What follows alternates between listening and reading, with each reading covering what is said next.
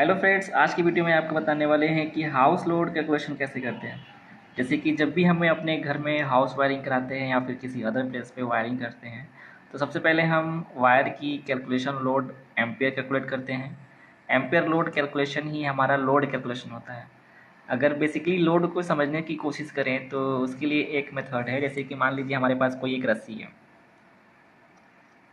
हमारे पास कोई एक रस्सी है। अगर इस रस्सी को कोई हमने इसको बांध दिया यहाँ पे दीवार से, ठीक है, और इसको हम क्या कर रहे हैं, एक आदमी मिलकर कोई इसको खींच रहा है कंटिन्यू। तो जब ये आदमी या फिर कोई लड़का खींच रहा है तो इस पर जो टेंशन लग रहा है ना, जो फोर्स लग रहा है, जो इस पर तनाव आ रही है, वो अभी क्या हुआ, कम होगा। लेकिन अब मिलके यहाँ पे दो आदमी खींच रहे हैं, तो यहाँ पे जो टेंशन है इस रोप या रस्सी पे, वो क्या बढ़ बढ़ेगा। अब तीन आदमी खींच रहे हैं तो और इस पे यहाँ पे खींचने वालों की संख्या बढ़ती जाएगी। इस पे तनाव भी क्या होते चला जाएगा, बढ़ते चला जाएगा। और कुछ समय ऐसा आएगा कि ये हमारा जो रस्सी है टूट जाएगा। सेम कंडीशन हमारे इलेक्ट्रिसिटी वायर में भी होता है कि जब हम इस पे कोई लोड चला रहे होते हैं ना, तो कोई भी हमारा इक्विपमेंट क्या करता है, वो अपनी अकॉर्डिंग लोड के अकॉर्डिंग एम्पियर ले रही होती है, लोड के अकॉर्डिंग एम्पियर ले रहा होता है। जैसे जैसे लोड बढ़ाते जाएंगे वैसे वैसे इसकी एम्पियर भी बढ़ती चली जाएगी। एक समय ऐसा आएगा कि हमारा ये एम्पियर इतनी ज़्यादा हो जाएगी, इस वायर से कैपेसिटी, इस वायर की कैपेसिटी से इतनी ज़्यादा हो जाएगी कि वायर हीट होने लगेगी। क्या होने लगेगी, हीट। और हीट होने की वजह से ये जल जाएगा। इसलिए जब भी हम कोई वायरिंग करते हैं कहीं पे भी, तो वायर डालने से पहले हम वहाँ की लोड कैलकुलेशन करते हैं, ताकि इन फ्यूचर वायर की जलने की समस्या ना हो। तो सबसे पहले हम ये देख लेते हैं कि लोड का कैलकुलेशन कैसे करते हैं। तो जैसे हमारे घर में कुछ इक्विपमेंट लगे होते हैं, जैसे फ़ैन। फ़ैन सपोज़ हमारे घर में लगे होते हैं जिसका वाटेज पावर होता है 60 वाट का। कूलर लगे होते हैं जिसका वाटेज पावर होता है 200 वाट का। टीवी 60 वाट की। रेफ्रिजरेटर 200 वाट का। लाइट के बल्ब जैसे होते हैं 9 वाट के या 10 वाट के, या फिर जो हमारे सिंपल जो फिलामेंट वाली बल्ब आती है वो 100 वाट के होते हैं। मोटर हो गया जिससे हम टुल्लू पंप कहते हैं, जिससे पानी को हम चढ़ाते हैं अपने छतों पे या फिर टंकी में, वो हमारा मान के चलिए 1 HP का है तो 746 वाट की होगी, ठीक है। और वॉशिंग मशीन सपोज मान लीजिए 400 वाट का है। तो ये हमने अभी बेसिक वाटेज हमने ली हुई है। वैसे घरों में तो जो फ़ैन होते हैं एक नहीं कई लगे होते हैं, तो हमने अभी अभी यहाँ पे एक फ़ैन का दिखाया है कि बेसिकली हम हाउस लोड कैलकुलेशन कैसे निकालें। अगर इन सभी वाटेज को हम कैलकुलेट करें तो ये हमारा निकल कर आएगा 60 वाट प्लस 200 वाट प्लस 60 वाट प्लस 200 वाट प्लस 100 वाट प्लस 746 वाट जो कि मोटर की है, प्लस वॉशिंग मशीन की 400 वाट है। ये टोटल हमारा 1766 वाट आया। टोटल जो हमारा वाट है कितना आया, टोटल जो वाट है हमारा 1766 वाट आया, ठीक है। ये जो वाट है टोटल कैपेसिटी है, ठीक है, जो ये इक्विपमेंट इस वायर के थ्रू लेंगे एम्पियर को, ठीक है। तो हम इसके लोड को कैसे कैलकुलेट करेंगे, तो इसका बेसिक एक फार्मूला होता है P is equals to V into I, ठीक है। P is equals to V into I. P क्या है, हमारा वाटेज पावर है। वी क्या है, वोल्टेज है। आई क्या है, करंट है।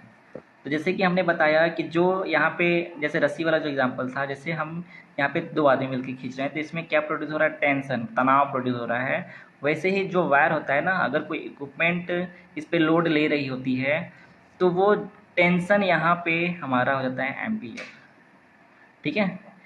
अगर कोई रस्सी को खींच रहा है तो यहाँ पे क्या प्रोड्यूस हो रहा है, टेंशन प्रोड्यूस हो रहा है। अगर वायर में कोई इक्विपमेंट पावर ज़्यादा है, अगर वो ले रही है, तो यहाँ पे क्या प्रोड्यूस हो रहा है, एम्पियर। यहाँ पे टेंशन प्रोड्यूस होगा तो वायर रस्सी टूट जाएगी। अगर यहाँ पे एम्पियर ज़्यादा प्रोड्यूस होगा तो हमारा वायर क्या हो जाएगा, जल जाएगा। तो उसी को हम यहाँ पे फाइंड करने वाले हैं, ठीक है। तो हमारा वाटेज जो है 1766 वाट का है। वोल्टेज बेसिकली 220 वोल्ट होता है। और करंट हमारा जो है ये हमें फाइंड आउट करना है। तो यहाँ से हम क्या कर लेंगे, करंट निकाल लेते हैं, ठीक है। तो यहाँ पे हमारा हो जाएगा P upon V is equals to I. तो अगर हम 1766 को 220 से डिवाइड कर दे तो हमारा जो एम्पियर आएगा अप्रॉक्स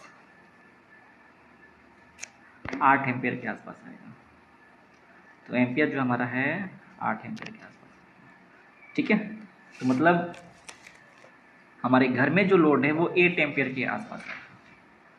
अगर हम इन सारे इक्विपमेंट को एक साथ चला देते हैं ना, तो वो जो हमारे वायर पे जो एम्पियर प्रोड्यूस होगा वो 8 एम्पियर होगा।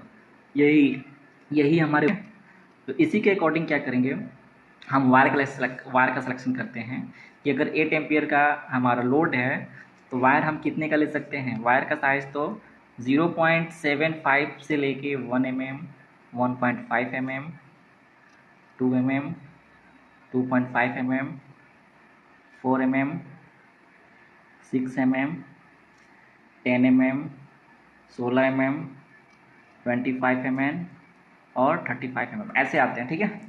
तो किसी भी वायर की एम्पियर कैपेसिटी निकालने के लिए क्या करते हैं कि अगर कोई भी वायर का साइज़ है, जैसे कि 1 mm का वायर है, तो वो अपने mm साइज से क्या करते हैं 3 गुना ज़्यादा एम्पियर को ले सकते हैं। जैसे कि 1 mm है तो ये कम से कम 3 से 4 एम्पियर तक के लिए सूटेबल है, ठीक है। कम से कम ये 3 से 4 एम्पियर के लिए सूटेबल है। 1.5 का लेते हैं तो इसका 3 गुना कितना हो गया, 1.5 का 3 गुना कितना हो जाएगा, 1.5 इंटू 3, 4.5, अप्रॉक्स ये 5 एम्पियर तक के लिए है, 5 से 6 एम्पियर, ठीक है। वैसे अगर हम 2 का लेते हैं या फिर 2.5 का लेते हैं, 2.5 mm का लेते हैं, ठीक है, 2.5 mm का लेते हैं तो 2.5 mm का कम से कम हो जाएगा 7.5 एम्पियर, 7.5 से 8। तो हम यहाँ पे क्या कर सकते हैं, 2.5 एम्पियर का वायर यूज कर सकते हैं, 2.5 mm का वायर यूज कर सकते हैं। तो ये तो वायर सिलेक्शन का हो गया, लेकिन हम अगर हम बेसिकली लोड जो निकाल रहे हैं ना, वो इसी फॉर्मूले के अकॉर्डिंग निकालेंगे, P = V × I। जो भी हमारे घरों में इक्विपमेंट लगे हैं उनके टोटल पावर निकाल लेने हैं कि वो कितने वाटेज के हैं, और उन वाटेज को इस फॉर्मूले में हमें क्या करना है, पुट कर देना है P = V × I में, ठीक है। P है हमारा टोटल 1766 वाट का, V है 220, वहाँ से हम क्या करेंगे, एम्पियर फाइंड आउट कर लेंगे, जो कि हमारा एम्पियर है 8 एम्पियर। और इस 8 एम्पियर के अकॉर्डिंग हम क्या करेंगे, वायर का सिलेक्शन कर लेंगे कि हमें कितने mm की वायर की आवश्यकता पड़ेगी। इस तरह क्या होगा कि हमारा इन फ्यूचर में वायर जलने की जो आशंका है वो बहुत ही कम हो जाएगा, या फिर जलेगा ही नहीं अगर हमारा कैलकुलेशन सही है तो, ठीक है। तो ऐसे वीडियोज़ को देखने के लिए प्लीज़ लाइक एंड सब्सक्राइब जरूर कर दें। Thank you.